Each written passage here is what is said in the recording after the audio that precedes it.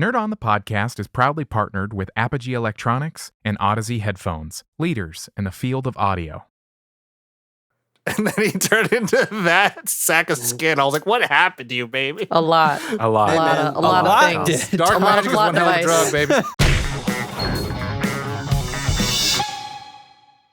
Ka-chink. What is everyone? Welcome to Nerd on the Podcast. You didn't need, but you deserve, where all levels of nerd are welcome, even the ones who pretend to take pictures for video. Wow. Anyway, another year has content. passed, which means another 52 opportunities for us to continue our adventure in the magical wizarding world with our magical friend and friend of the show, Mikey Nau, known for his TV fame, for his commercials such as 5 Hour Energy and Maple Story. Welcome to the show, Mikey. We're here to cover Harry Potter 4, Goblets of Fires. What is? I'm Corey. I'm Tom. I'm Caitlin. And I am Josh, and this episode is brought to you in part by the members of the Nerd On Nation that is powered by Patreon. As a member of the Nerd On Nation, you do get fun perks, like you get early access to these episodes. You get bonus episodes that nobody else hears but you. You get access to channels on our Discord server. You get behind-the-scenes stuff. You get all sorts of fun perks with the Patreon, so do consider joining that, because at the end of the day, it does help us to grow and to create better content and be the best that we can be for you, because that's what we like to do.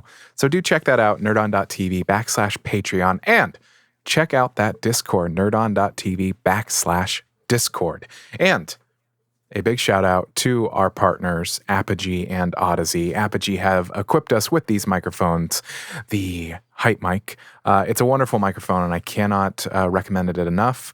It works on PC, it works on Mac, it works on mobile devices. It's a really wonderful microphone, and we use it for everything. So Literally everything. Do check it out.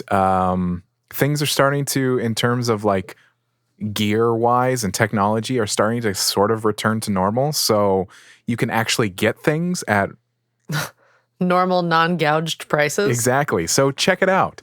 And a huge shout out to Odyssey. Odyssey headphones. We are using their LCD ones, but they're a wonderful company to work with. Very super high quality products and super high quality people. Super high quality people. Ding. Where's my triangle? I forgot you got a triangle. But they also they have a gaming headset that just came out, and they have their Mobius. They have a whole slew of headphones, so do check them out. If you had 8 ears, they'd have enough for you. Yep, exactly. Wow. Exactly. You could have 4 headphones on at the same time. Anyway, that is the housekeeping. Mikey, welcome back. Yeah. Mikey! Hello, guys. It's good to see you. Yeah, It's good to see you too, through the screens and all. Yeah, good to I'm see so you. glad I only see like 6 inches of you. Oh. That's what you're used to. That's what I'm used to. I mean, I'm not used to seeing him at all. You know what I'm saying? No. Thank you for the Anyway. Yeah, how are you, Mikey? How you surviving in this world? Goodness gracious. Well, so far perfect on the COVID tests. We get tested at work twice a week, 3 times a week. And so far, 4 months in, we're good. Hell yeah. But it is a strange time, man. A lot of time in my room, a lot of reading. You look good. Thank you. That's a nice sweater You you look got great. there. You do. You look like Jason Statham. Mixed with Santa Claus a little bit. Jason, stay at home. Corey got me this beautiful sweatshirt from Mrs. Wheat. Ooh. Made it for me. No big deal. In a t-shirt print machine, and it's M for Mikey because that's my name, and I wanted to wear it. Yeah, I'm embarrassed as hell to wear it. Yeah, you seem embarrassed right now. Should have gotten you some dress robes. I did. They're brown and frilly. And frilly. So, I think they're cool. I think they're really cool. Yeah, you know what I'm saying? Very, Aunt Tessa. Yeah, no kidding. I had a scarf and I had a stuffed snake I was going to bring, but I decided that I didn't want to. Too do much? That. Just too much? Oh. Too much. There's never going to be too much. You strike of me anything. as very extra, Mikey. Why didn't you commit? He's not. That's just Mikey the actor. That's what COVID's done. It's taken away all my extra. I'm just a regular old Reuben on rye. Just a regular Reuben. You were a sandwich? I love a Reuben on rye. I don't even like Reubens that much, but I'm happy that you do, Core. Thanks, man. I'm really happy. Their love is unending. Well, we got to get the show going. Yeah. Right, sorry. We're all just kind of catching up at the same time that we're doing this episode. So we're like, oh, it's so good to see you. It's so good to see you. I have a You're bookshelf my favorite next sandwich. to me. And when I put my hand up there, I was like, all right, well, time to hit the road with this show. It's crazy because, normally when we have our guests on the show, we don't include them into our typical parts of the show because, we don't want to hurt their feelings. But Mikey... I don't care about hurting your feelings at all because I love you. And you know this. And I see you tomorrow. Yeah. So that being said, we're going to go into our first two segments of the show, which ends up, being parts that that intertwine with the rest of the show. But at the end of the episode, we are going to rate it with Mike. And he has been part of this rating system. So that brings us to our first segment, which is Guess That Grump.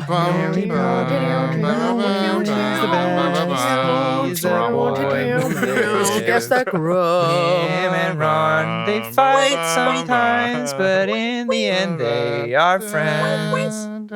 Spoilers, Corey. Yeah. So many spoilers. Guys, we're in spoiler I'm free sorry. territory. You didn't know Ron and Harry were still friends halfway through the franchise? Spoilers, man. This is the most man. Degrassi Come movie on. of all time. Everyone, if you're brand He's new to on Nerd the covers. if you're brand new to Nerd On and brand new to Guess That Grunt, welcome. And you're welcome for that lovely song. This is a part of the show where we are going to go around the digital green screen rooms and the rooms that we have. If you're not watching on YouTube, you should be. And guessing who's going to have the lowest score for the week out of a scale from 1 to 5. And no matter how high the number is, you are still going to be the grump for the week. Since I always go first, and I never mess it up, and Mikey's the guest, so I'm going to make it so that he has to explain it to who he thinks is going to be the grump for the week. Well, thank you, Porky Pig. And I am going to go with Tom as the grump.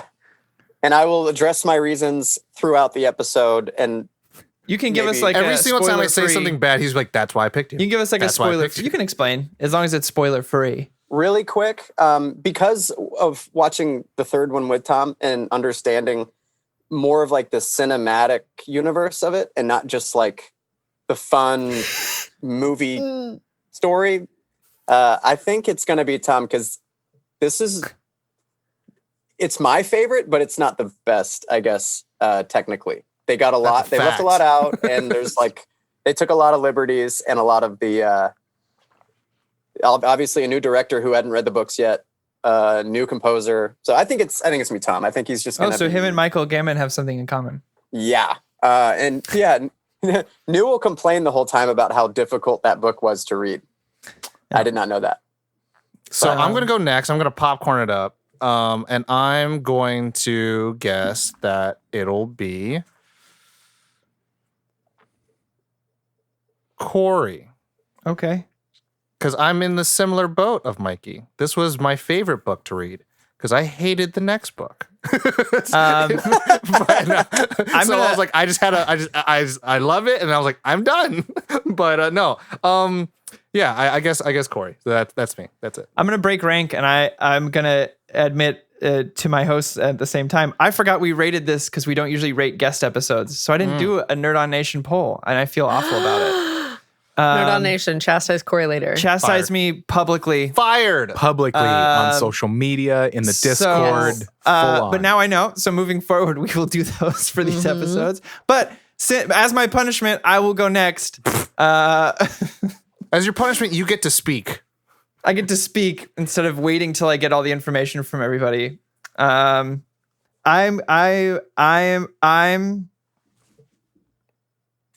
shit. Corey Powers. I'm gonna appreciate it. Excuse me? You're like, I'm like, you appreciated, you was loved. I'll guess Caitlin. I knew you were going to pick me. Because anyway. Because I feel like it. No. Because I want you. So Caitlin, who you got? I think, this is actually kind of tough. I think it's going to be Corey. I feel it in my fingers. I feel it in my toes. Okay, we're in the new year. Leave it. Leave it back there. Leave it back. Leave Love Actually near Christmas where it's supposed to be. In the past. Yeah, in the past. Josh, that leaves you. It's between two people. I think. Yeah. Are those two people with a T or a C for their first initial? I'm gonna go with Corey. Yeah. I figured as much. So there are some things in this movie where I'm like, Corey would hate this. So that same face says, yeah. Strangely enough, the two big Harry Potter fans, Mike and Josh, got no votes. So Whoa. they get to rate it first. Crazy. That's weird. Followed by a fight to the death between Caitlin and Tom of who goes second. Dueling. And then I apparently am just a mean-spirited old curmudgeon, and I hate magic Sometimes. movies. So That's totally what you were chosen that's what this is for. about, right? Right. Yeah. So that's how it'll go. Nerd on Nation, again, I apologize. It's been a week into this year, and I'm already done. So it's been a rough time. We got the 7-day trial. We would like to return it, please. that's when we're recording this. So anyway, moving onward. Tom, bring us to the next segmente. So the next part, everyone, is going to be the complete spoiler of that, baby, where we're going to go over our initial reactions and our first impressions. And I'm not going to make Mikey go first. I'm going to make him go after me. So I'm going to go and say, so like we'd mentioned a little bit, reading the book. So we've talked about it before, wherever the hell reading program we had to do where books were read for points for class and all that stuff. Oh, yeah. Like, I'm a cash Galactic baby. Book Club. It wasn't a club, it was a class. Like you had to do it or else you failed. And you would get held back. Oh. Whoa. And I didn't want to be held back because, host that get held back or Josh. I'm kidding. It's true. He did. I was held back in kindergarten. Oh my God. That doesn't even count. And this was in 6th grade, so it was at a point probably like, because of some shit of him being like way too nice and giving other kids his I just credit. thought it was because he was way too tall. I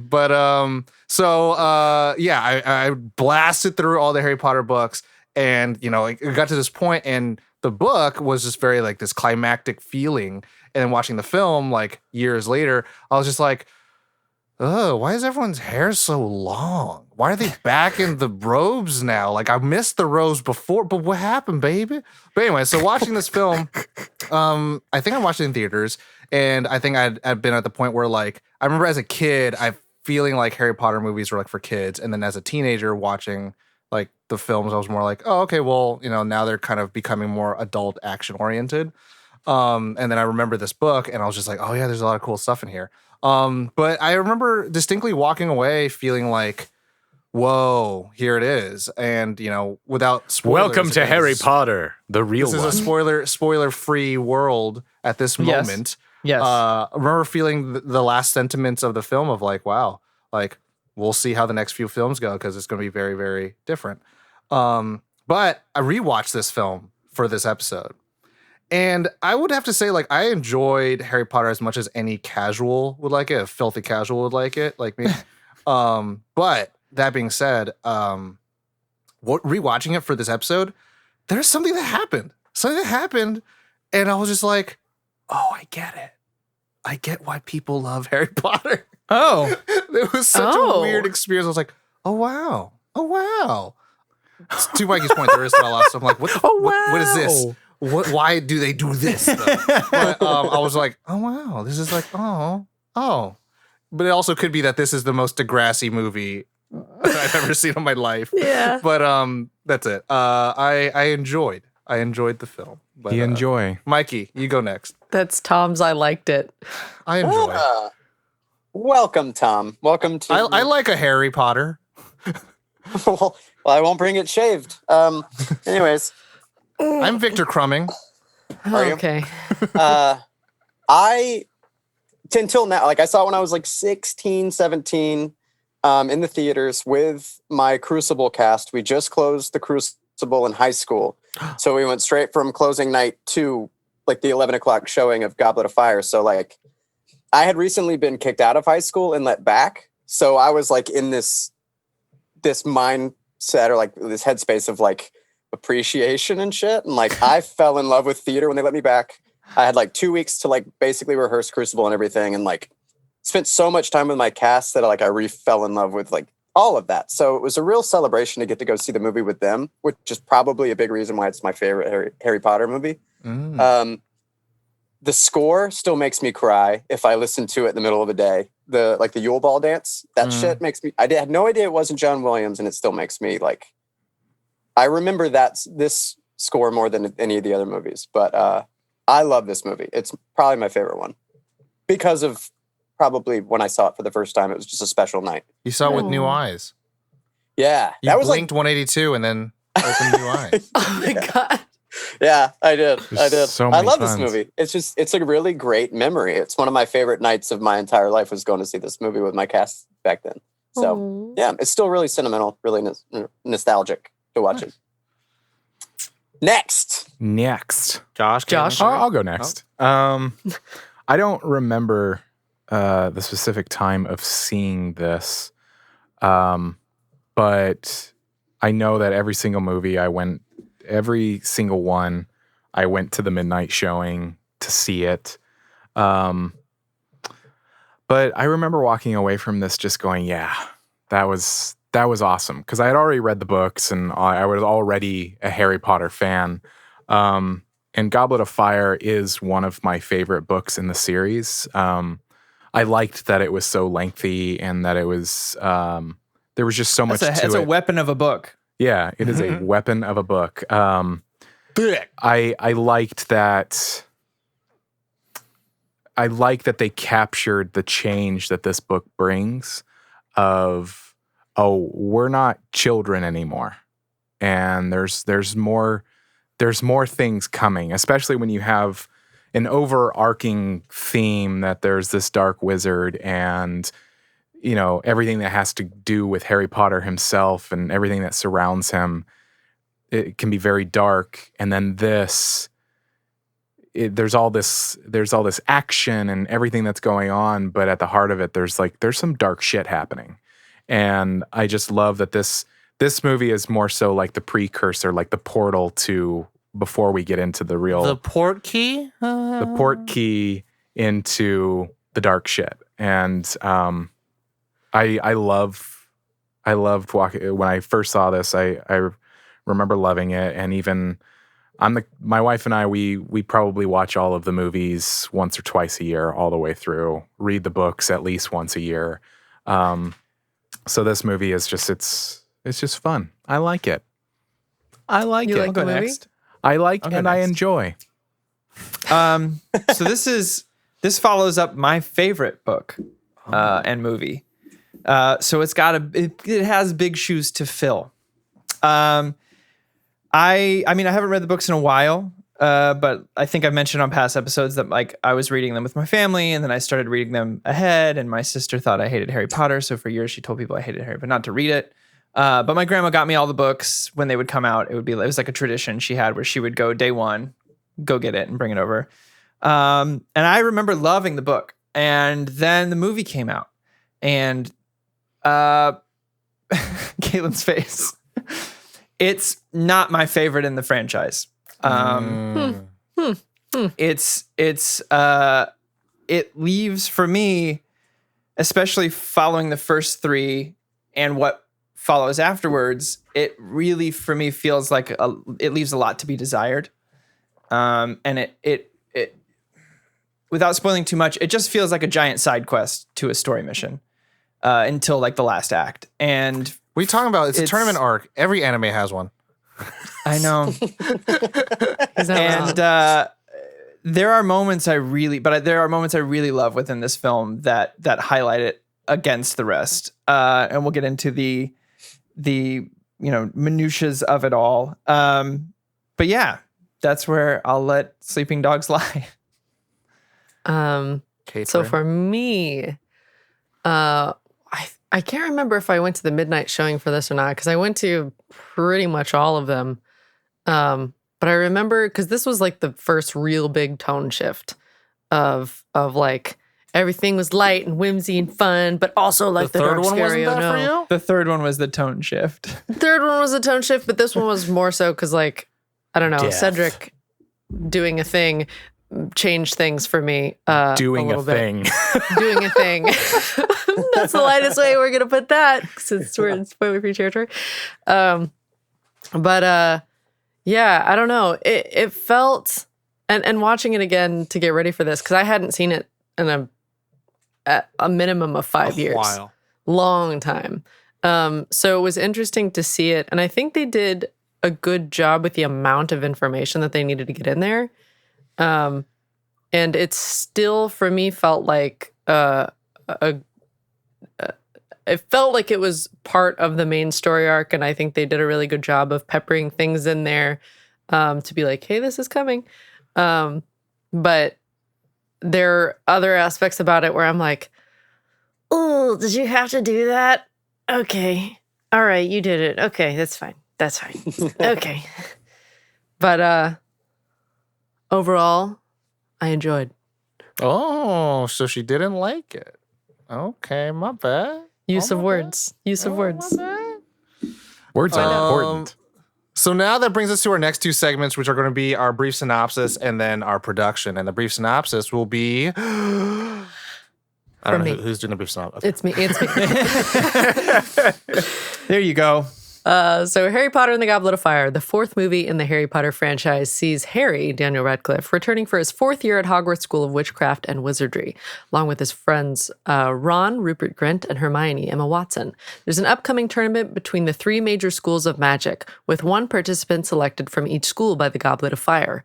When Harry's name is drawn, even though he is not eligible and is a fourth player, he must compete in the dangerous contest. In the Quad Wizard Tournament. Quad was a tournament. And then the production is going to be given to you by me. So this film is distributed by Warner Brothers. You know them. They gave us things like the Ocean series and the Lethal Weapon films and the National Lampoon Vacation films. That's nothing true. else. Nothing else. Director Mike It's a Newell, small independent company. Yeah, right. Who directed Mona Lisa Smile, 4 Weddings and a Funeral, The Prince of Persia, and The Sands of Time. So, producer David Heyman, Harry Potter regular, who produced films such as Gravity, Yes Man, and how can we forget Paddington? Paddington. The writer, screenplay, Steve Kloves, wrote films such as Wonder Boys, The Amazing Spider-Man, and the rest. And one in particular you may not know, Harry Potter and the Forbidden Journey. That is the little video that you watch before you get on the Orlando, Florida Universal Studios ride. Based on the book of the same name. Can we say by J.K. Reaching? Rowling. Yeah. I mean, hey, you can just do that or just write all the Harry Potter movies. The cast, Daniel Radcliffe from Guns Akimbo. Swiss Army Man and Victor Frankenstein, Rupert Grint from Servant TV show, The Snatch TV show, and Moonwalkers, Emma Watson from The Bling Ring, Little Women, and Beauty and the Beast. Robbie Coltrane comes from Cracker, Ocean's 12, Van Helsing, Ralph Fiennes, I'm sorry. From Schindler's List, Grand Budapest Hotel, and No Time to Die. That should be coming at any time, baby, by the time this recording. Michael Gambin. We all love Michael Gambin because he was also in Paddington 2. And he's in Gosford Park. God damn it. The Cook, the Thief, the Wife, and the Lover. Brendan Gleeson from In Bruges, Calvary, and the Comey Rule. Jason Isaacs, a.k.a. Caitlin's Sephiroth, for Peter Pan, Black Hawk Down, and he voices Superman in Superman Red Sun. Gary Oldman from True Romance, the Leon the Professional, Darkest Hour. Alan Rickman from Galaxy Quest. Love Actually. Go listen to the episode now. Robin Hood and Prince of Thieves. Maggie Smith from The Lady in the Van, A Room with a View, Downton Abbey. And Timothy Spall from Vanilla Sky, Secret Lies, and Sweeney Todd. There was a lot more cast members, but I just decided to limit. Oh, I thought you were going to say there were a lot more options I could have chose for all of them, but those are the ones that I went with because yes, you could have. I could have. Release date, originally premiered November 6, 2005, and then November 18th worldwide. Runtime is 157 minutes, but the budget for the film was 150 million. Pretty modest for like a big tentpole blockbuster film. To gross 896.4 million, almost a bill, baby. Oh my God. Critical score from 88% from 255 users. And the audience score, 74%. from 34,153,607 users. That's a C. That's a frick ton, a lot of people. Yeah, I just That's a lot of people. I just wanted to say I thought was interesting that I read that Mike Newell only got paid $1 million for directing this, and Chris Columbus got $20 million when he was directing the Harry Potter movies. Hey man, when you make a movie like Four Weddings and a Funeral, which is an incredible movie, you only get allowed to $1 million for a big, huge movie like Oh this. my God. But when you make Home anyway. Alone's 1s and 2s, You get all the dollars. then you get Moving all on the to- monies. to our next- 1 and 2, 20 million. You know what I'm saying? There's the multiplier. So that's all the production, all the information stuff. Now we get to our favorite parts, favorite characters, our qualms, and our rating. And we're out of spoilers, baby. We're in spoilers now. We're spoiling it all up. So who wants to go first? Well, before that, Corey. Yes. Oh, I want to address, because there's been some recent J.K. Rowling Not things that have favorable happened things. that we're not fans of. None of us are. Nope. Pretty shitty stuff, actually. Very. And it's unfortunate. And if you get a chance, I would highly recommend reading what Daniel Radcliffe publicly announced to all his fans who are, because these books kind of transcended one person, right? They much like Lord of the Rings, like as much as Tolkien put into it, it's bigger than one person's ideals or beliefs and stuff like that. Not to say that I'm defending anyone here, because here's my 2 cents about it. These films, and I think I brought this up in one of our updates when I talked about the new game coming out. There's a big RPG game that I've been waiting for since I was like 12 years old, which is a Harry Potter open world game. A lot of people are boycotting it, and I absolutely think that's a route you can take if you feel strongly about this. And I'm not here to turn anyone away from that either. For me, I believe that these games, movies, and books keep a lot of people working. A lot of jobs, a lot of people's livelihoods depend on this IP. And it's unfortunately now tied to someone who has spoiled it for everyone.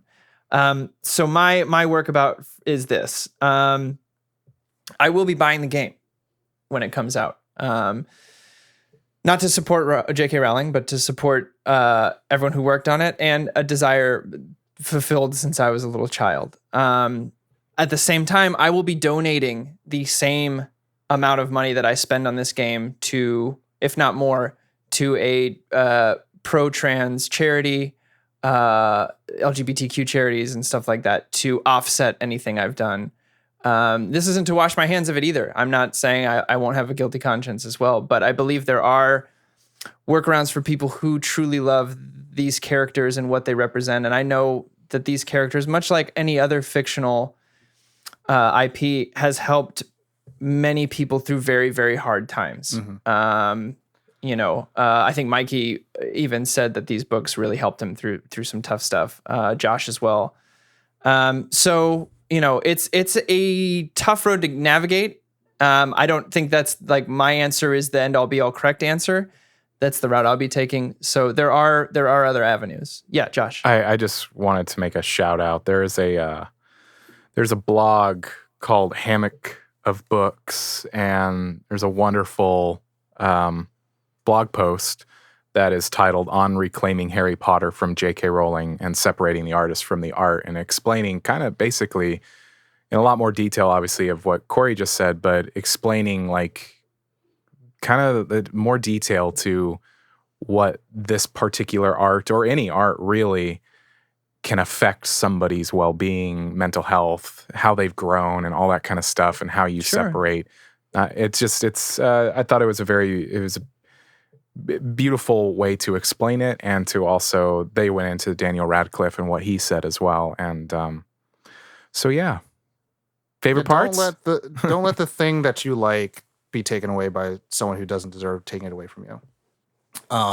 But now we'll move on to the rest of the show, baby.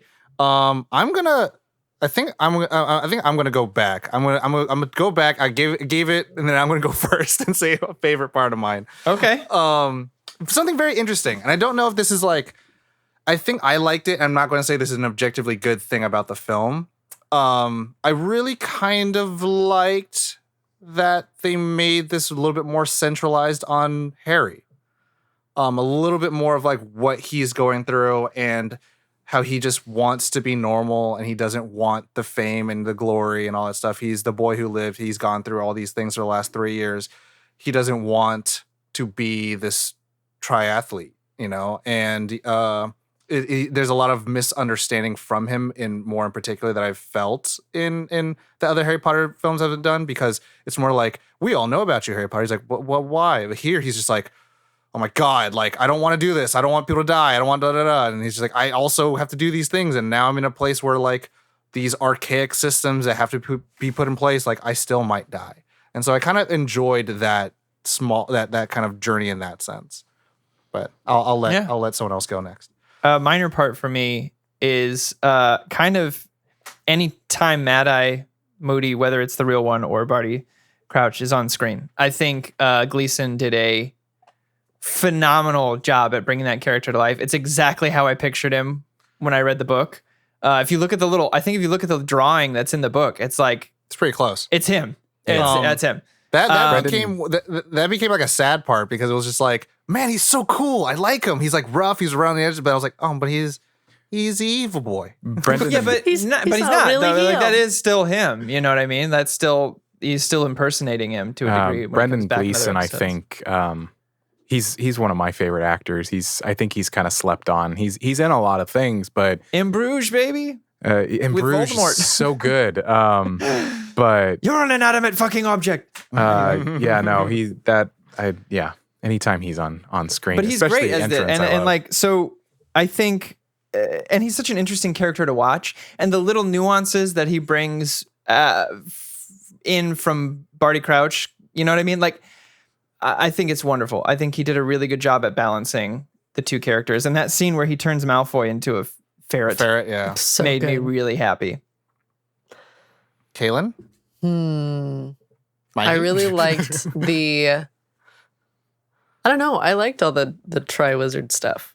I liked the Dargon, the dragons and the egg. The dragons and the eggs. And I like the little eggs with the little dragons. The little baby dragons. And no, I thought all that stuff was cool. And I think they did a really good job with making it. They give you like what a World Cup event felt like. And then like, this is the school version of the World Cup. Like, I thought it was fun. I have a question about the dragon. And maybe Mikey and Josh can answer this. How come it can fly all over everywhere and doesn't hurt anyone else, but it's super dangerous and everyone should be scared? Because there's a spell that it has Harry's scent and it only chases Harry. Did you make that up, or is that in there?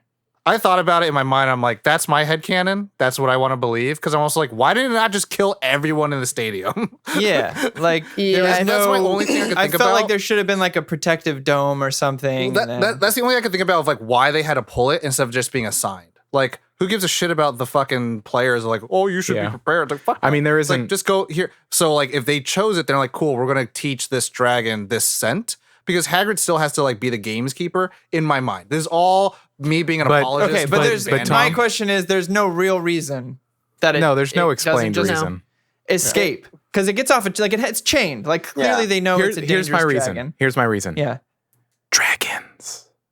Just absolutely they just went, no. Absolutely no. I like mine. My no, your answer, better. Tom, I think they said, here you go. Here's Harry's scent, and you only attack him. Then why is it chained if it's only trying to attack him? It could be Guys, I'm done.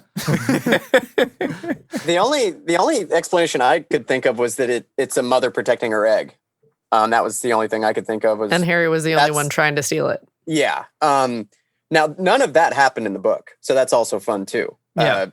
None of the castle was destroyed. There was no long sequence. That's what I'm asking. How did it happen in the book? How did he get the egg? I just read the book like 2 weeks ago, and if memory serves me correctly, he like dodged it a couple times, grabbed the egg, and then flew off, and that was it. It was very it quick. happens really quick in the book. Yeah. And he flew off and it couldn't chase him because it was chained down. Chained up. So anyway, But we needed a giant set piece action set. You know? I Yeah. just But wanted it looked cool. Okay. It really There's the did. real It was reason. Cool. It was really cool. But a Well, lot I of think damage. the cool thing is what they do with the Triwizard Tournament is kind of like they try to highlight each, school, each contestant's advantages, and so it's like, okay, this, Cedric is really, a very good wizard, and Crumb is just like, he's just gonna go in like. I'm gonna power stomp every morning. Force it. It's like, what do you have? I was like, I could fly. It's like, I have friends. These are my strengths. Where everyone else has their own different ways of going about it. So I saw the seams of adaptation of like, oh, this is what you're doing to make this a movie, and I get. I get that. It. Yeah. No. I'm just saying. That's why I was just like, oh, okay. Like, I get that. There will be things I think people will bring up that are like, oh, well, they changed this from the book, but I like Mikey is like, oh, well, it's like this. But favorite part for you, Josh? I love the return of Voldemort. I love that whole scene. Kill the spare! And Oh my god!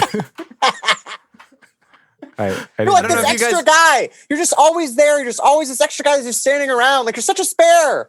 You're such a spare guy. Kill the spare! If you guys have seen Harry Potter musical, Oh, that's how they explain Voldemort saying "kill the spare." So Oh, to Harry me, goes that on was this just like the rant. most like misanthropic way to talk about somebody. It's like the spare right here. It's like kill him. Oh my god! Probably one of my favorite moments in the Harry Potter musical is just Harry's rant first of like, you're this extra guy, you're like this spare, you're this spare guy, and then Voldemort just comes out from side stage, kill the spare. yeah, it's the best setup. I love it. Oh, That and the sequel. I'm in a rage. I'm in a rage.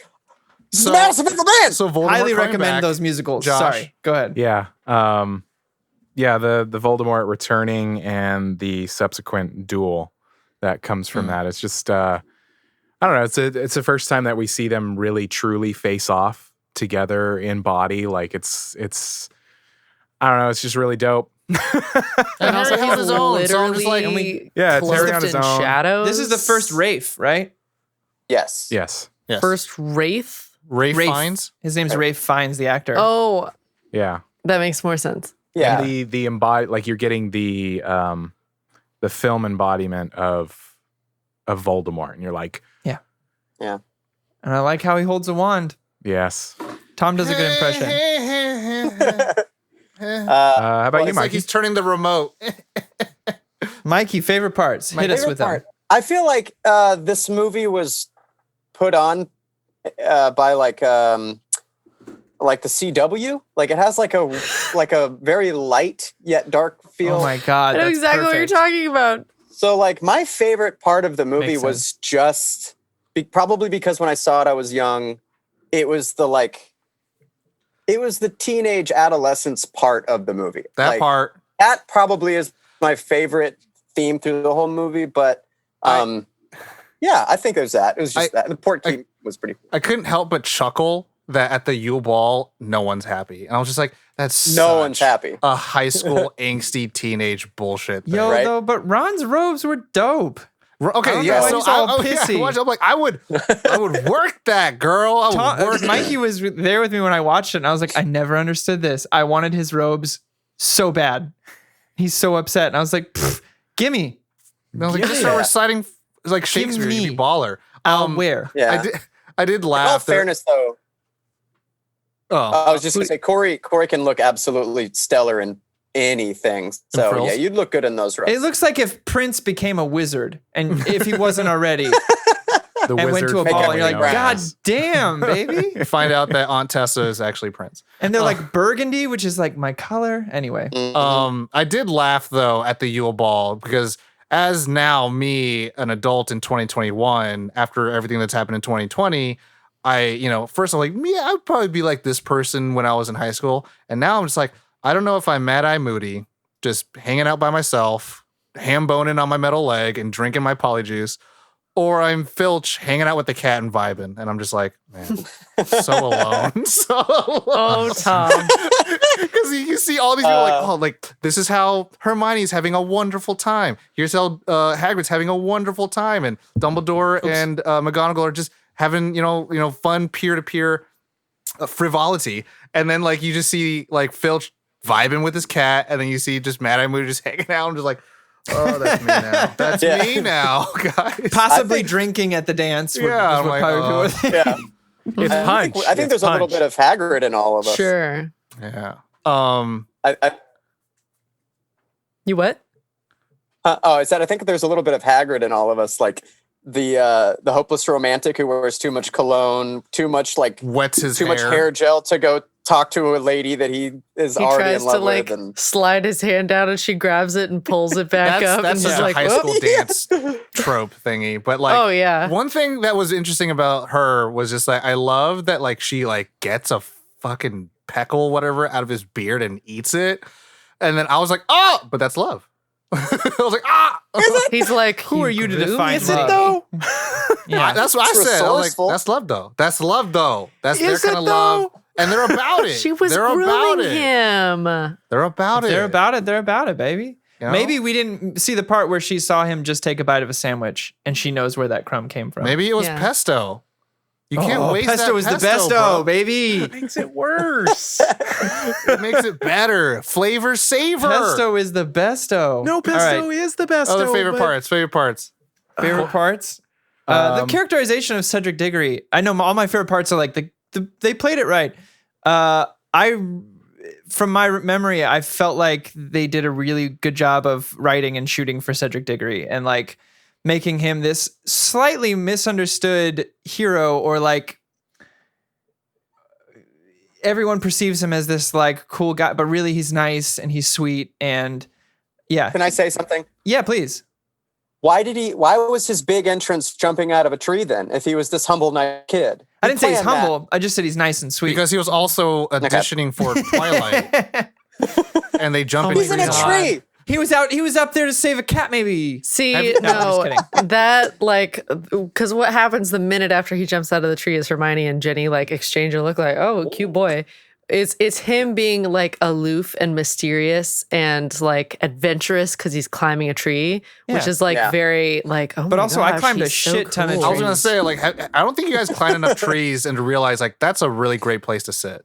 I used to have this apple tree that has since unfortunately been chopped down in my parents' backyard.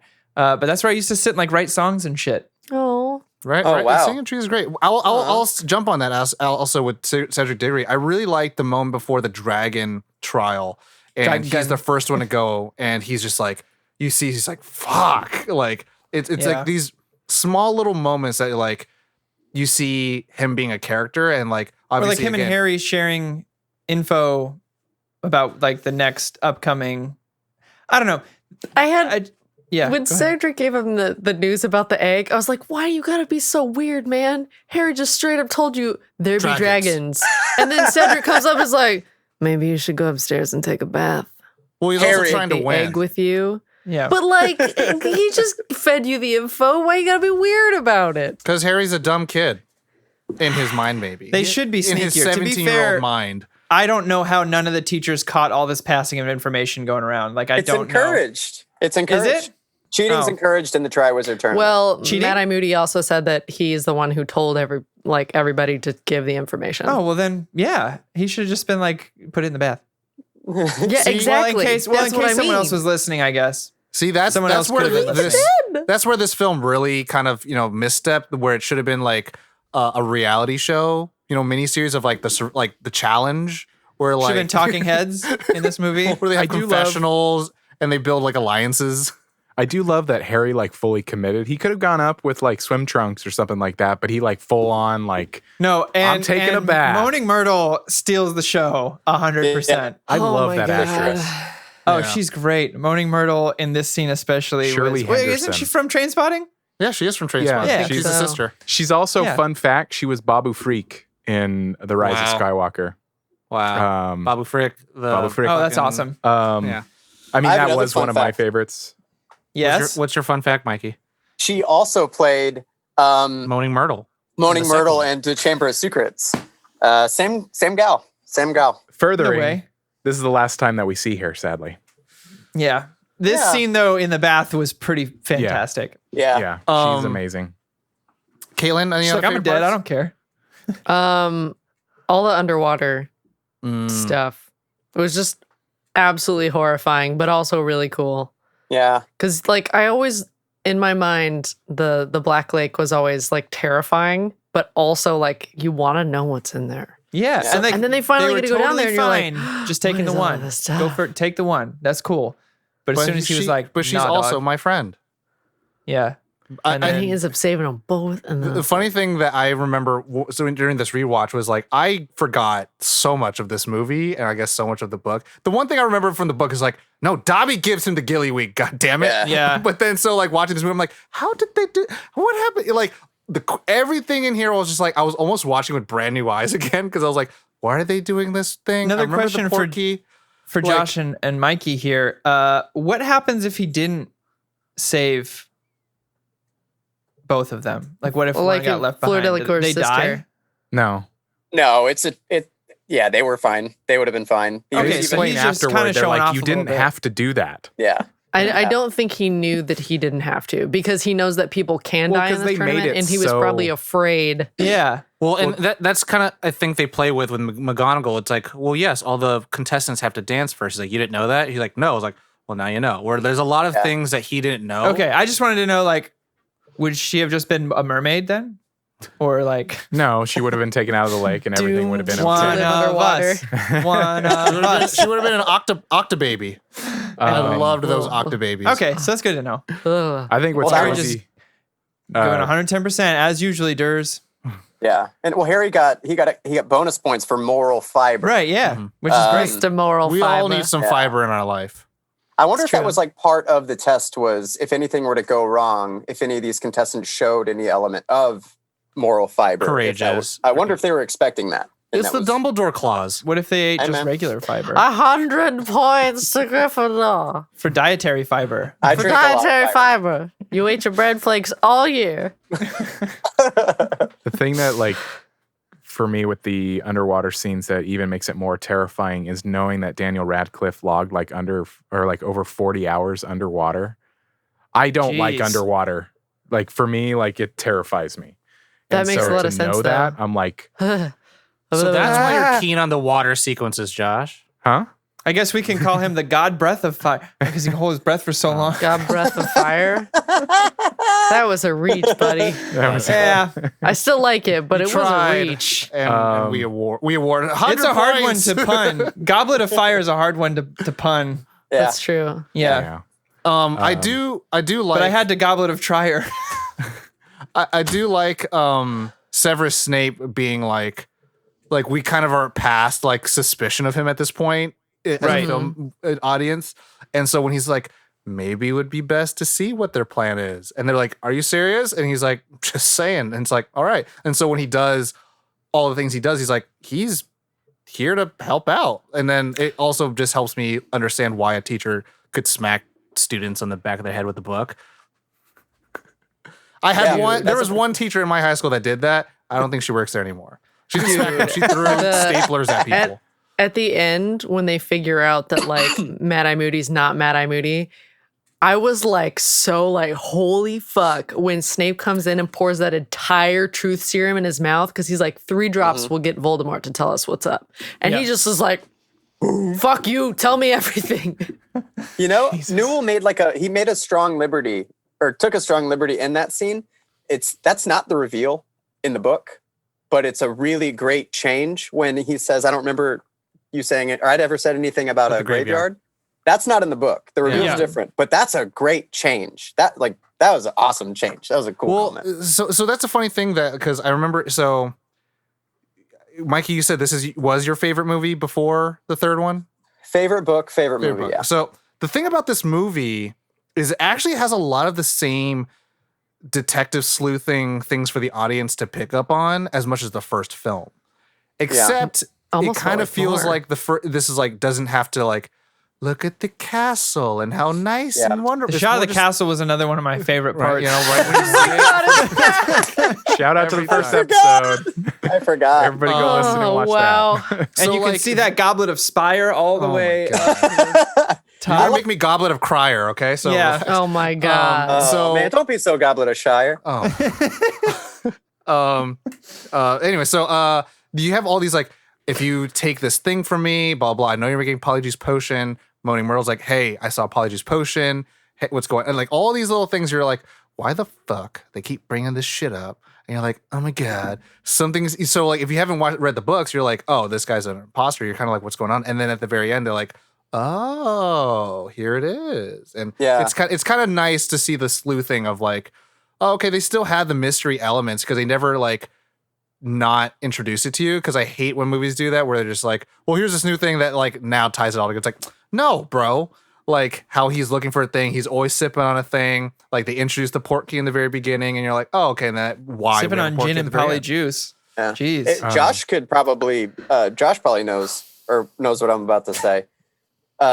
Speaking of mysteries, this movie or the book. Say it at the same time. One, two, three. This movie had a bunch of mysteries all at the same time. Oh, yeah. This movie had a whole bunch of mysteries at the same time. No. We'll fix it in post. This movie had a bunch of mysteries all at the same time.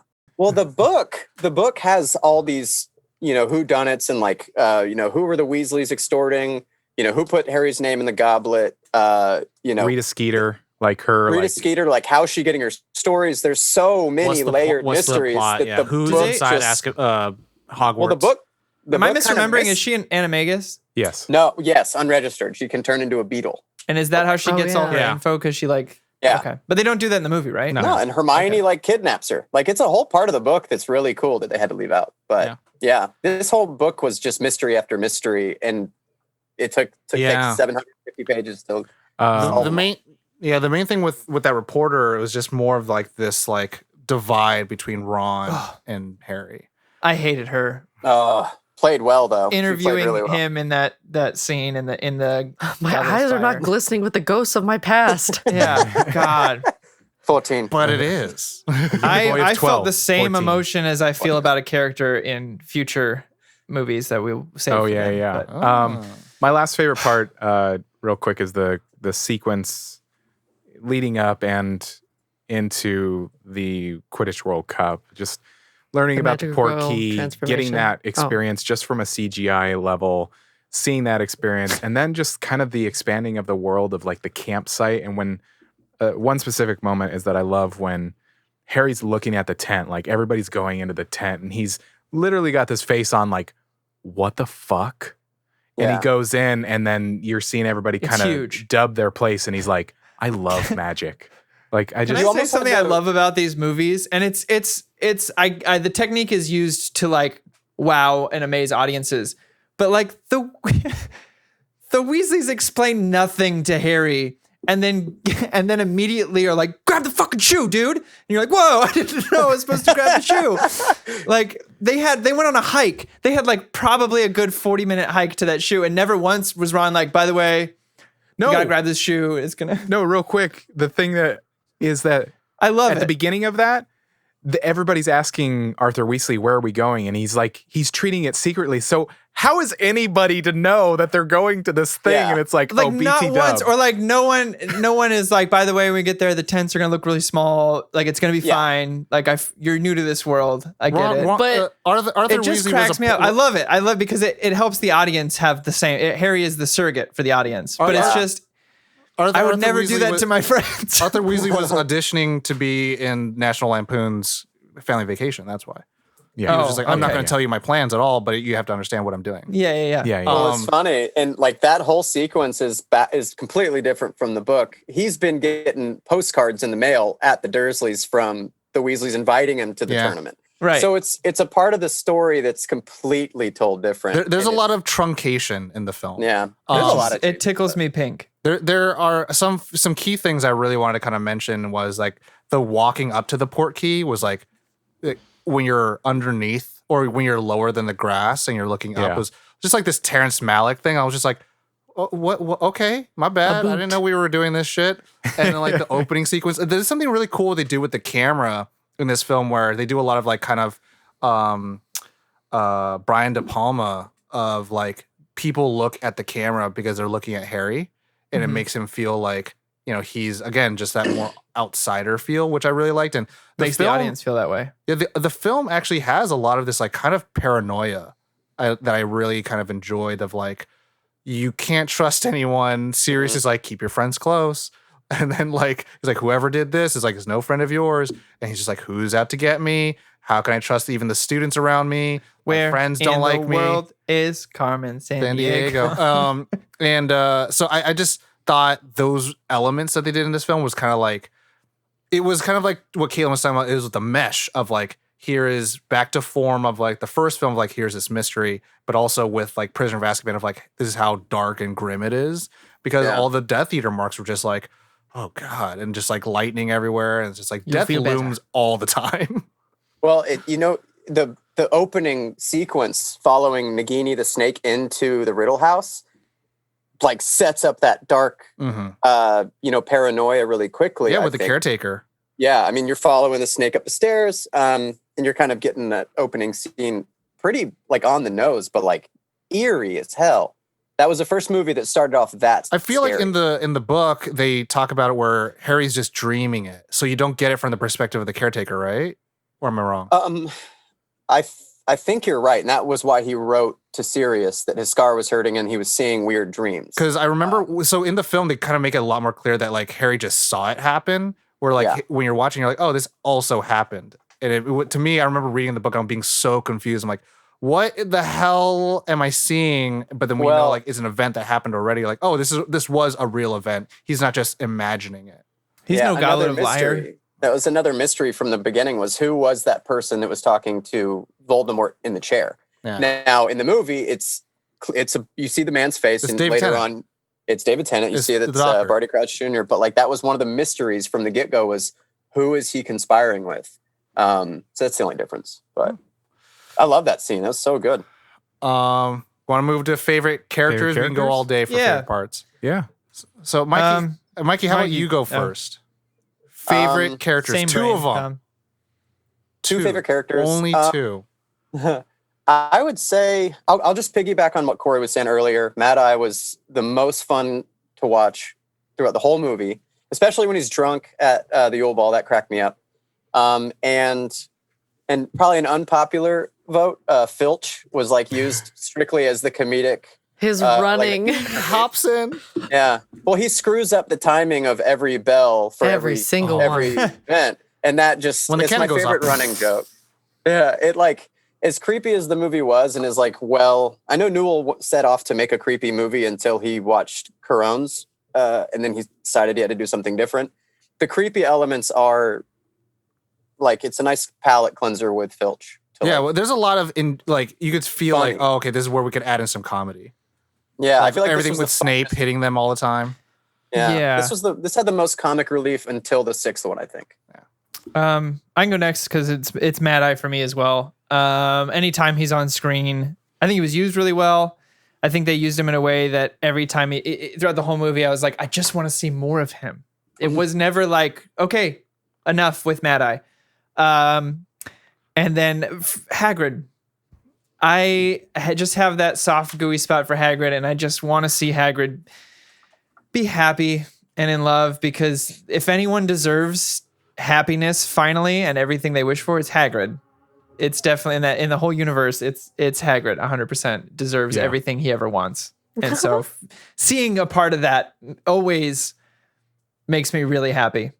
I hope he knows how you feel. I think he does.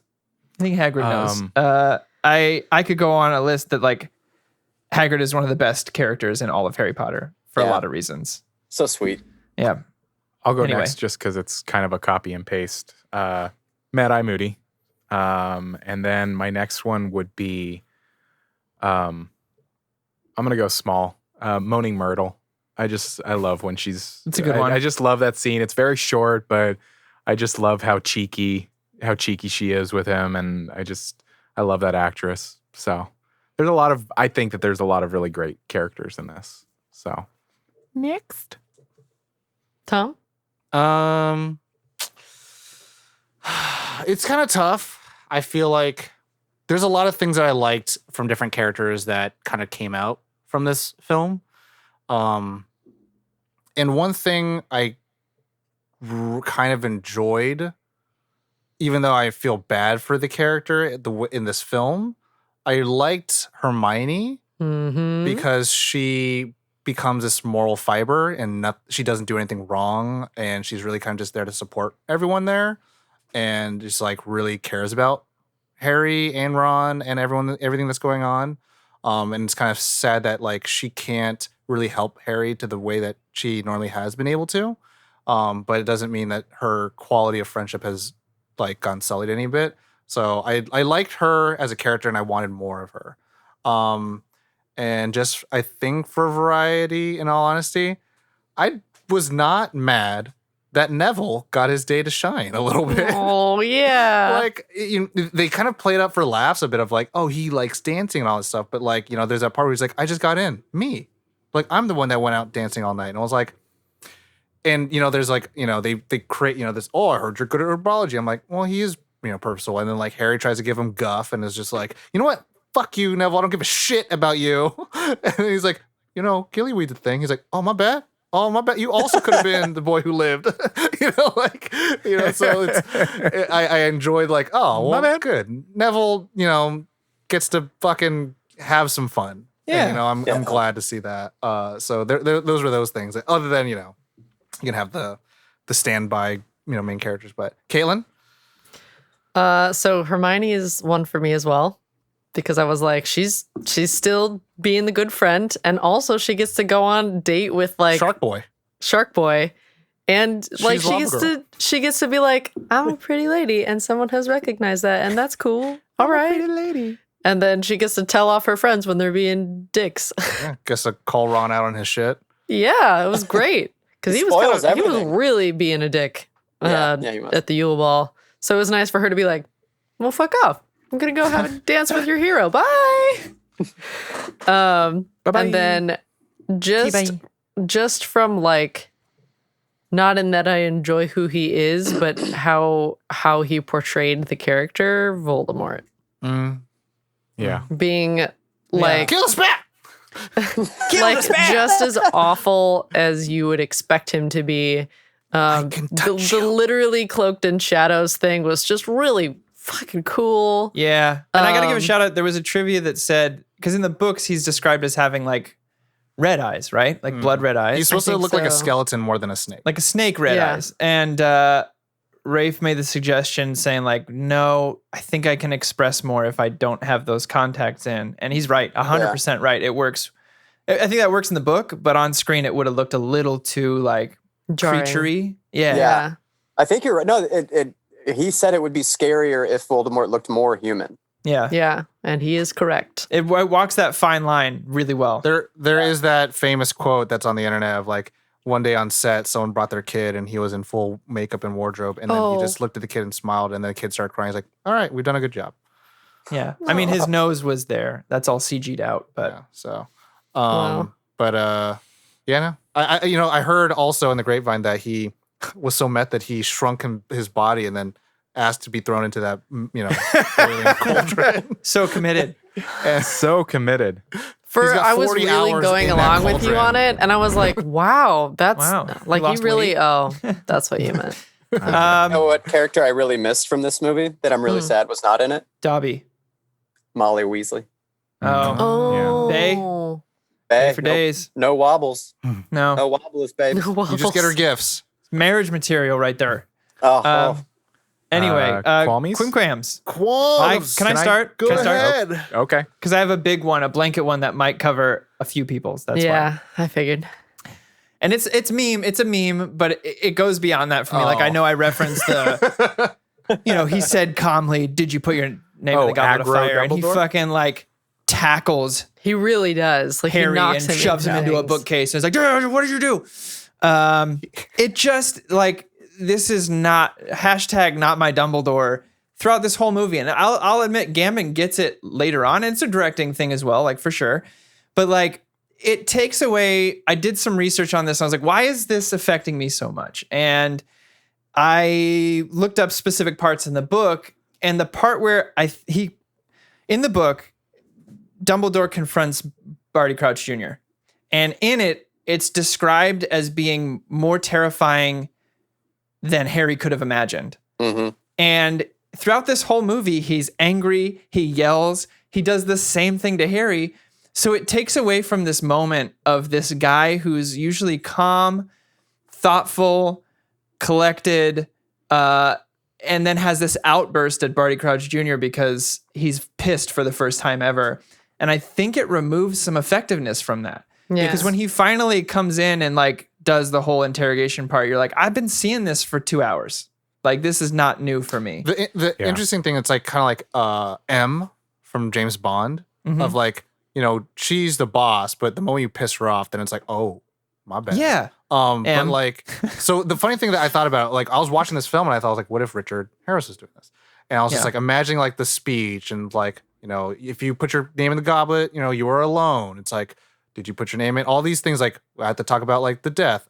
And so the way that Michael Gambin does it is kind of like orator. It's very like, I'm making a speech in front of town hall versus like if Richard Harris is doing it, it's almost like, and this is I think a point where it's like, it's Mr. Rogers talking to a camera where like he doesn't have to raise his voice, but everyone hears it. He doesn't have to say silence. He just says, stands up, and then everyone's shut quiet.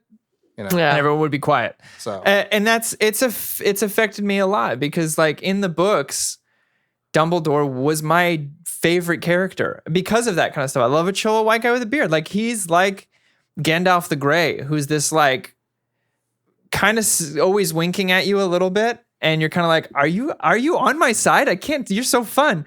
And he just kind of always had it under control. And I remember, like, I went back and read that passage, and I was like, man, if I was reading this, and over the course of almost entirely 4 books, this dude has been calm and collected, and then he just loses it on this dude, I would be like, holy shit. Well, and also the thing is, that moment of like, Harry, did you put your name in the Goblet of Fire? Had it been like Richard Harris style, would have been like, you feel how scared he is for Harry instead of being like, I'm so disappointed. But he's also in comforting you, Harry at the same time of like, you can tell me, I'll believe you. Well, like, and in that moment in the movie, the film, and if you replace it a lot of the time, like you replace that like, I'm telling you you're gonna die versus like, I'm very afraid for you.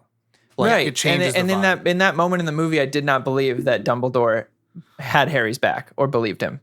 And it just changes the character in that movie for me enough where I'm like, well, it's just not a fan of it. I mean, that actually, it's just like the whole, I mean, that was one of my qualms. Dumbledore is very different in this. Anyway. Do you have another qualm, wait, Corey, before Josh goes? I mean, if you have, does it segue into yours? Because I do, but no, go ahead. I mean, it does, but you go. Go it's for fine. it. I'll come back to mine. Okay, I was just gonna say, cohesive. Normally, with like speaking of changes, normally I don't want to say that this like weighs down the movie for me at all, really, but this is one of the longest books. Like, this was the longest book to date in this series. I mean, it's over 700 pages, and I don't ever usually play this card. And for me, knowing that the studio wanted to do 2 movies with this, and fucking Alfonso Cuarón going, yo, Mike, you can do 1. And it just, there's a lot of things in it that even sort of explain things that happen in the movie that you're like, you didn't fucking include that? Like, Fleur being part Vila, like explaining kind of the enamoring or that the schools magic. are co-ed. Huh? That the schools are fucking co-ed. Like, in the books, the schools are co-ed. Why cut that out? Or the Dobby and Winky business. And Spew and like the Weasley's business, Josh, I don't know if you know this. Dobby and Winky are in the movie. Yeah, for like a frame. On the llamas? they're on the llama that goes by. I never knew that. But Rita Skeeter, not knowing that she's an illegal animagus, like that could explain, part of that her storyline. And so it's the one time that I might pull that card where it's like, you should have done 2 movies. Well, my question would be, what is the story of the film and what's the story of the book? And like, it's just like, again, that's what I'm saying. Like, I see the lines of adaptation, and it's kind of like they could have included all those things to kind of flesh it up, be like, this is a true adaptation. And I think you would have gotten, again, a richer story. But I think what the story is just like, Harry's on his own and all his relationships are like strained. And so like explaining that Rita Skeeter is like how she's getting these random scoops and how she's appearing doesn't help this movie. But it would have made a different movie. Yeah. You know, where it's like, you know, we talk about with Lord of the Rings, right? It's like, well, they should have had a time skip and it's been like 70 years. Like, well, would that have changed the movie? What does it do for the movie? You know, so what do these things do? Like, including Dobby in there takes away from Neville. So you can just write Neville out. You know, so it's those kind of things. Yeah. Yeah. I mean, it's a tricky one because this is the book where you find out Neville's past. You find out about his parents, where his parents are. You gain a kind of a sensitivity or an empathy towards him. It's kind of like the fourth book is like a pilot for like the next few books.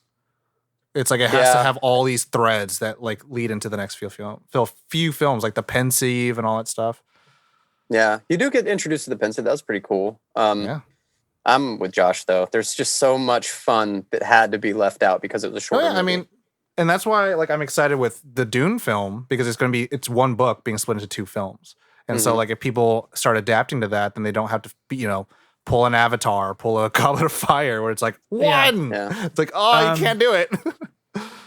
For me, my other qualm is both within I guess in the book and the movie. I felt like they maybe, you know, obviously you can do a lot more exposition and explaining in a book than you can in the movie, but I never believed I never got the fight between Harry and Ron, and I definitely didn't believe it in the movie.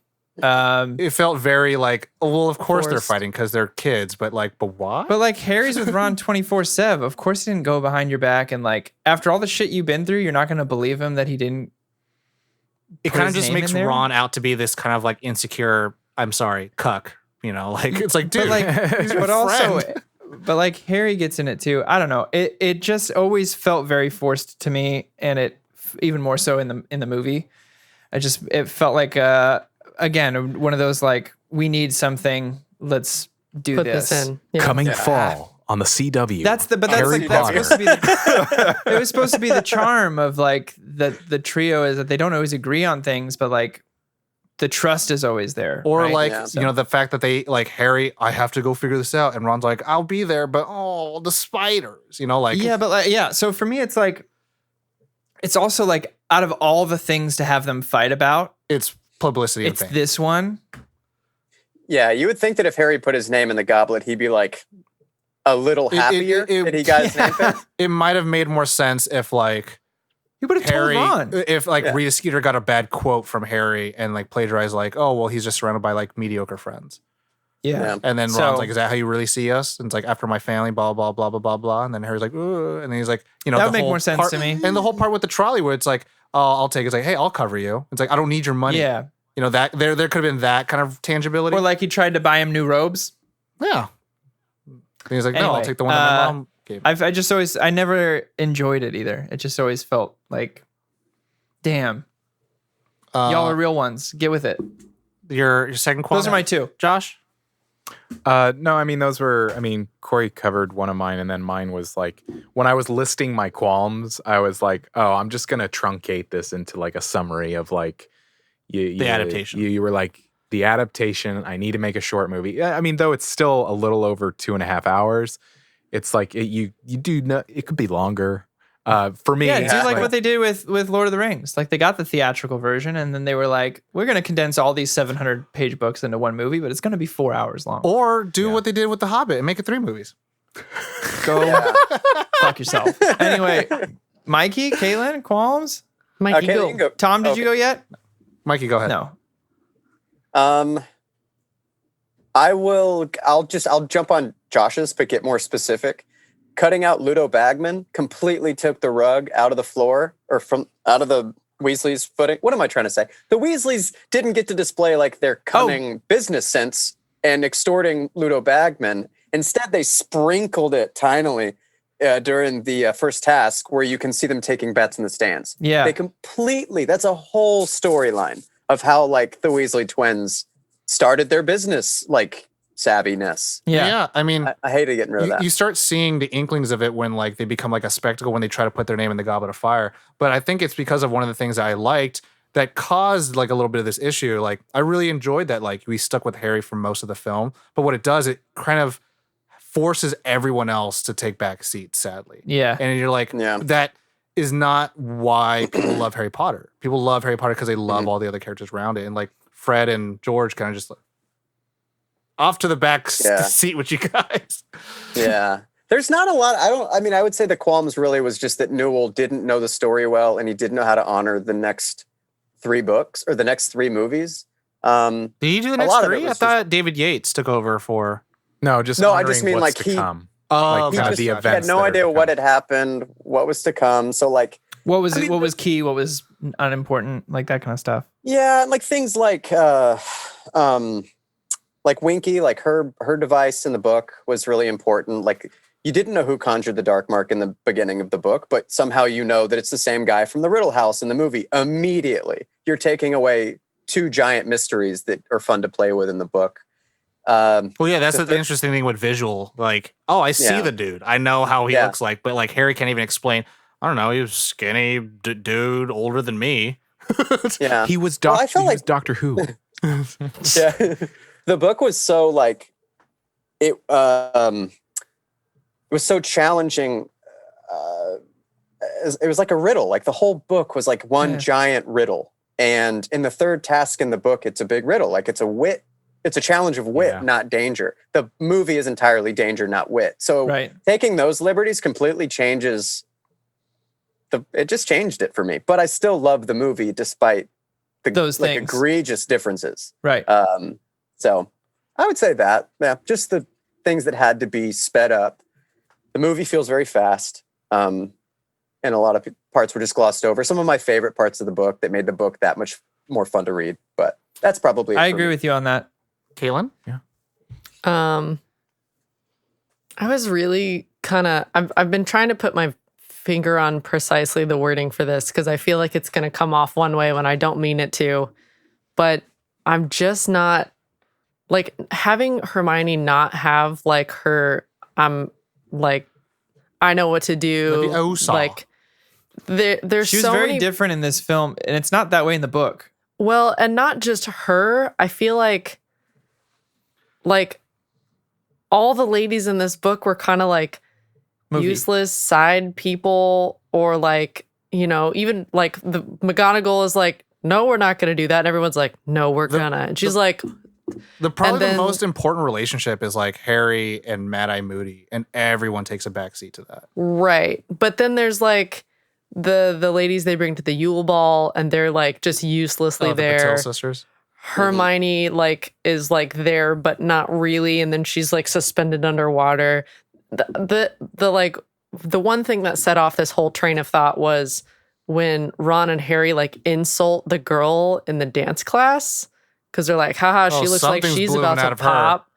Yeah, and I'm like, Jesus, guys, like, you just, what the fuck? Like, I don't know. And that's where it comes to be like, that's why I say like, it's the most Degrassi movie I've ever seen, where like the tropes of high school shit amplified by like a million. That's not to rectify that there are problematic things a lot that happen and be said. Like the whole Hagrid putting his hand down. It's like, you don't need to do that. Like he could. And Moaning Myrtle like peeping Harry in the bathtub and being like, you know, and like literally cozying up on him. I was like, oh, I'm very uncomfortable for him right now. Like, yeah, you know, I didn't need the whole Cedric dying thing. I didn't really need that either. Didn't really want it. You like Pattinson? I thought he was a great Cedric Diggory. Do you have another qualm? Did you know Henry Cavill auditioned for that? Oh. I know he was too busy playing World of Warcraft. And y'all know Edward. that Pattinson was I think the original Tom Riddle and was then recast. I think he was like something like that. He was like too young or some. We got to talk a little bit about that glow up. Just like Tom Riddle was like a normal kid. And then he turned into that sack of skin. I was like, what happened to you, baby? A lot of things. Dark magic is one hell of a drug, baby. I hope you look half as good when you're resurrected. Dark arts are one hell of a drug. Yeah, man. He always been. This is his peak performance. Men, what's stopping you from looking like this? That's what this is. Resurrection. No nose. The resurrection game. He didn't have any parents, Tom. Caitlin, you have no more qualms? I need to think on my second one for a second, so you go ahead. one, this is really stupid and dumb, and it's the most nitpicky I think I'll be in the Harry Potter films. The train sequence is like the worst lighting and cinematography in any Harry Potter movie. Oh, I don't remember. It's so boring and basic. I'm like, was this a reshot? Was this additional photography that you're like, just get it done. Just shoot it so we see that he makes contact with Cho Chang and then we can bring her in later. And I'm like, wow, this scene has no purpose. Like they don't care about it at all. Yeah. Like even the train coming in, I'm like, this is a shitty train. This is the worst train you've had. It's so funny. Poor casting. It was just like, who cast that train? It was like, did you guys not care about this sequence at all? Did that train even audition? Like, I was just like, or is that a family friend of another train from the movie? I feel Oh I was my just, God. it was just like rewatch it. Like everything else, like the cinematography in this film is like different from the other films, but like that whole what you don't know sequence is was that's one the that director's train. It just felt making so cameo. not cared about, that whole sequence. And I was just like, there was no point in having the sequence there. You could have just had him bump into Cho Chang, drop the books, and then fucking walk away. Like this was terrible. I liked Cho Chang in Harry Potter musical better. And then this. So one thing I want to ask a question, Cho-chang. which is really interesting. Voldemort, when he talks about Lily, he says, "And your Muggle mother," and I'm assuming Not he a says Muggle. Muggle-born mother, because No, he says Muggle. It's incorrect. oh You're right. yeah, I get that. But Oh. like, That's Muggle. and so I looked that shit up, and like she is Muggle-born, so she is a mud Right. blood, So to him, she's a Muggle. Basically. impure. And so that's Yeah. why I'm just like, bro, you're Right? not even consistent on your If Nazi you ways. ain't pure, you're nothing. And so I'm like, all right, baby. But so I thought that was pretty interesting. And then yeah. That's what I mean. Yeah. One this is not like a qualm, but this is kind of a funny thing that I wanted to bring up. So it's Robert Pattinson, and I don't know if This you is guys have third. read. This is your third qualm? This is your third I qualm? don't have. I This didn't say a is- third qualm. I just had it. Oh. I didn't have a second qualm. This was. I was like, I had a question. I was like, that was it. That's not. Oh, I see. Oh. Got But it. this is the funny thing that I thought, and this isn't a qualm, but I thought this was pretty funny. Was I don't know if you've read Robert Pattinson talk about like how he thought of the Edward character from Twilight, and he's like, if you read the book, every page is just like every character seeing Edward just creams himself. Like there is like literal like Robert Pattinson talking about Edward. He's like, if I met Edward, I would feel like he's an axe murderer. And so seeing him in this movie just reminded me of all of that. And watching the what's the academy with the in the film all female academy? Oh, Fleur or Bobaton. Yeah. Bobaton. their whole walking sequence. Bobatons. I was like, did someone read this and was just like, and all the boys cream themselves? Like, what the fuck is going on? In the script? Like, I was just like, Spectacles. the whole like, Again, in the book, it is a co-ed school, Yeah, boys and and so- girls. watching And that, I they're was just Vila. like, why? They're kind of like sirens. Yeah. why the They're- flowers? Why the booty shot? Like, I was like, Because dude. they're Vila. Yeah. And Ron says things they're like, part you know how magical I like creature." it when they walk? Yeah, I I like was to watch them from behind. Yeah, I was just, yeah. and so it just so when hearing Robert Pattinson explaining how readers would have read the words of Edward Cullen, I was like, is that what this was? Yeah. I it also just like made me that he laugh. said he would rather play Cedric Diggory, who died again, Yeah. than play Edward Cullen. Yeah. Oh. Yikes. Ratings. Wait, Caitlin, did you come with your second one or no? Oh, that's right. Sorry. I'm just gonna let it roll on by. I feel like Cool. we've qualmed enough. Okay. Ratings. Rating. So first is, you know what? Let's be courteous. Josh and then Mikey. Let's let the guest. Yeah, sorry, buddy. Being courteous. I know it hurts. I feel like I punched him in the gut. I didn't You mean that. did. I'll do 4.2. 4.2. Yeah. Okay. Anything you want to add to that? Side of fries. Yeah, I mean, if I could get some curly fries. We qualmed pretty good, I feel like. I feel like we kind of covered honestly, everything. I really, really like this movie. I Yeah. really, really like this movie, and that's why it puts it into the 4 range. For sure. But it's not perfect. There are a lot of things that, unfortunately, as douchey as it is, there are some things about the book that I'm like, I would like That these needed to be in things yeah. to be added to the film that would have even explained things that were in the film Sure. that do take some of the rating away, knowing You would have that- done some swappage with some other stuff. Yeah, that, and like there's almost kind of a mentality shift of like No Triwizard Tournament. really? You went into this film thinking that? Like, really? Like, so it's, I don't know. It's, with these films, it's hard to separate the adaptation sometimes because Harry Potter is such a, but most of the time I do, to be perfectly honest, most of the time it's like, well, there's the movies and then there's the books. But this one just didn't walk that line well enough. Yeah. This one I was like, no, you kind of cut out some really cool shit. So Mikhail? I honor and respect and agree with all of the qualms. A lot of this movie should have been there. SPEW should have been there. I still give it like a 4.6 because I love the movie. Okay. I know the book well enough to like celebrate the book, and I just love the movie. Too many good memories are tied to it that, like, despite my qualms, I still give it like a. You can like a thing and also have issues with it. I have issues with it, but like it's still really the entertainment really value is still there for you.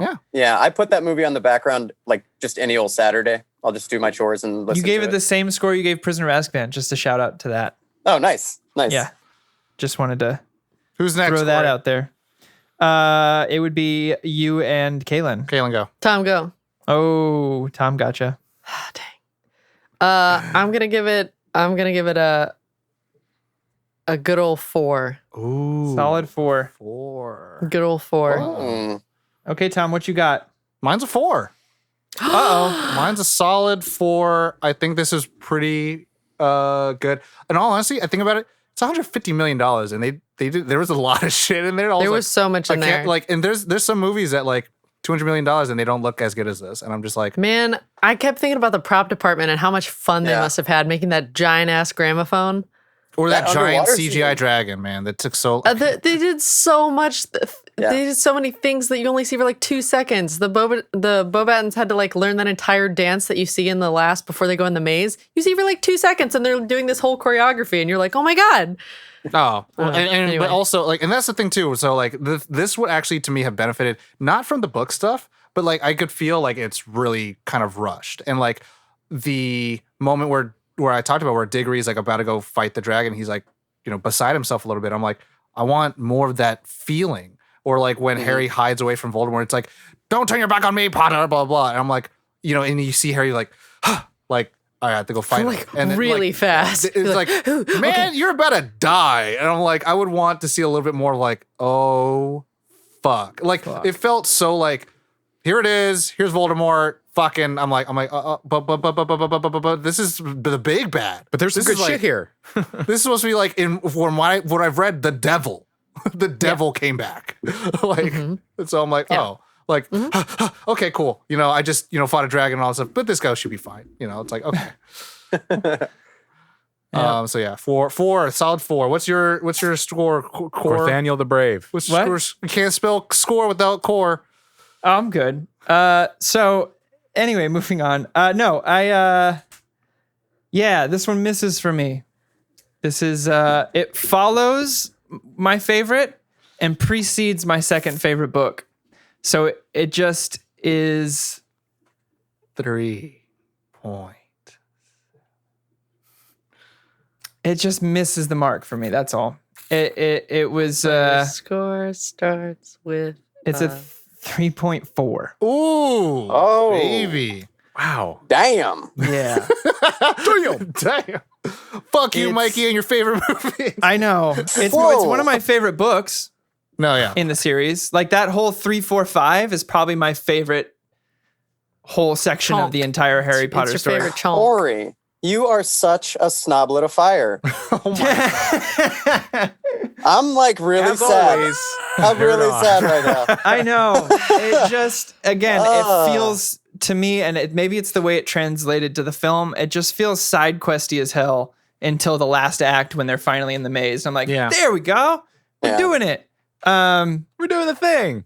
So, the fight with Ron and Harry and the whole Hermione do you think also doing anything? Do you think it also kind of feels that way because the last 3 films were all about like it's Harry's story instead of like him being like shoehorned into like, well, now you're doing this tournament that has nothing to do with your history. No, well, yes and no, because you also leave the last book off with like Lupin and Sirius Black and just a lot of cool stuff. And then they go, anyway, pause that for a sec. We're going to go do a tournament and then we'll be back to that. It's like we could have used more like, Gary Oldman. I could have done the tournament before this, or I could have done it later. But like, it was just, for me, it feels like a weird part to break away from all the cool stuff that happened in 3 and all the cool stuff that's going to happen in book 5. Yeah. Also, with Sirius, and I agree, when he it could have been 2 appears movies. in the fire, is that how it happens in the book? In my mind, in the book, he like poked his head down from the chimney. It's a version of flu powder. I don't know how they got that in the 4th one. The whole like Coles thing. I don't understand that. Yeah. I don't know the choice. They got it right in the 5th one though. It's yeah. So for me, like to Josh's point, I guess it could have been 2 books, would have helped a lot. It just a lot of missteps and just like having the trio Stranger Things it up, not do anything. Yeah, it just not be a trio. Well, I mean, you took out the spew part, like yeah.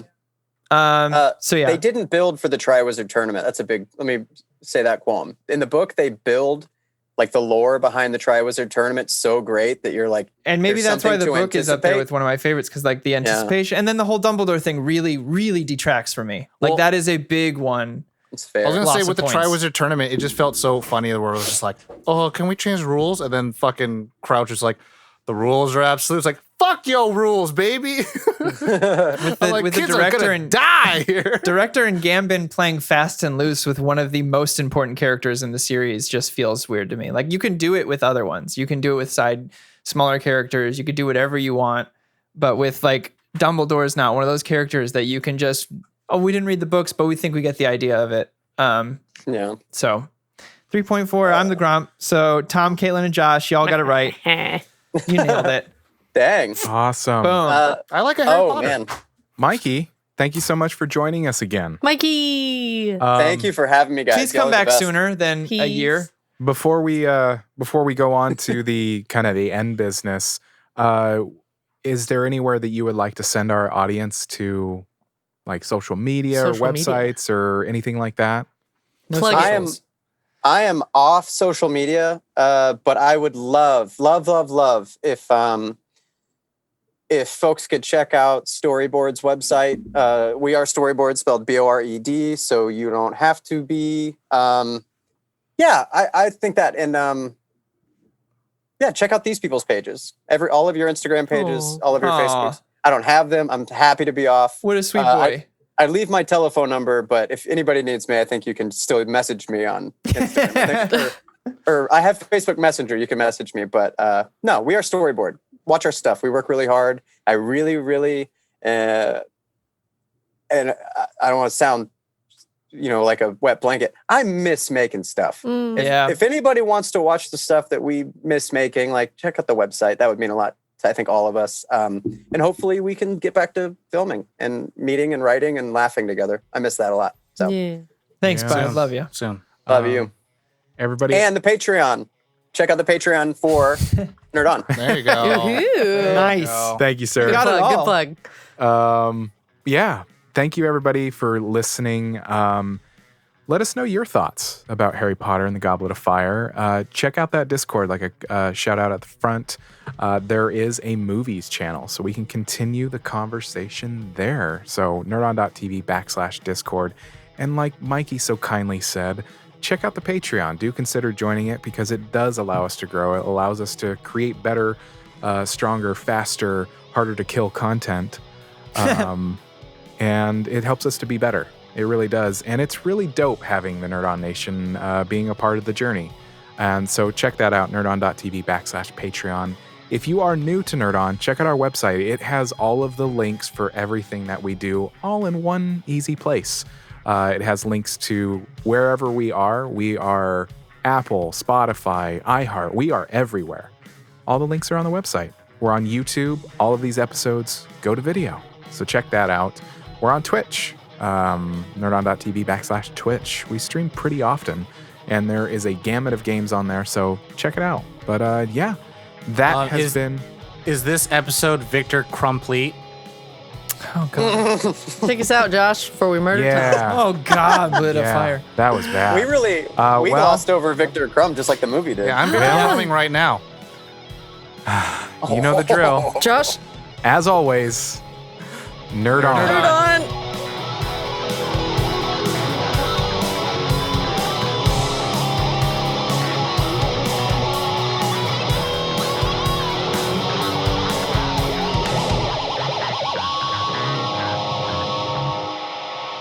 Ending broadcast.